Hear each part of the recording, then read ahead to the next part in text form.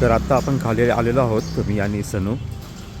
स्नेहलता आणि माझा एक ड्रेस जो आहे तो प्रेस करायचा होता आणि बाहेर थोडासा काही पाऊस पण पडत आहे. आणि ही पहा आमची सनू इकडे बघ बाळा.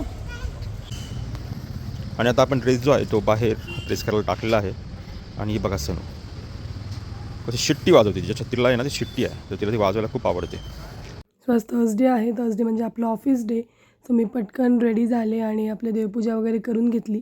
त्यावेळेसपर्यंत काही हार आलेला नव्हता. सो हार आल्यानंतर यांनी तो असा बाप्पाला लावून घेतला.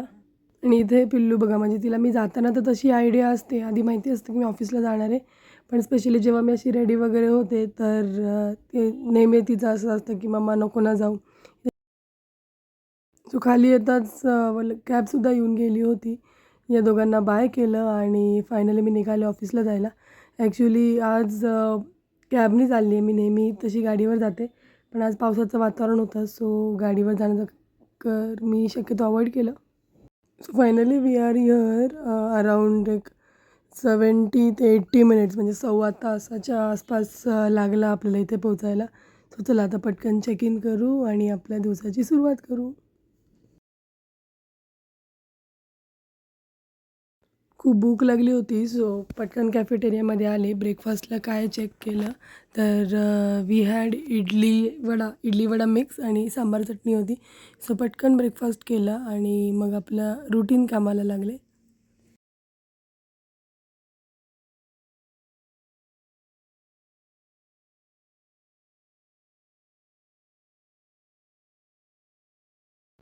थोडं काम झालं आणि नंतर भूक लागली, बट लंचला अजून थोडा वेळ होता. 12-12:30च होत होते.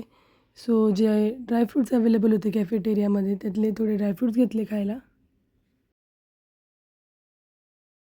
नंतर पोटभर असा लंच केला आणि राहिलेलं जे काम होतं ते सगळं संपवून टाकलं आणि मग फायनली मी निघाले घरी जायला.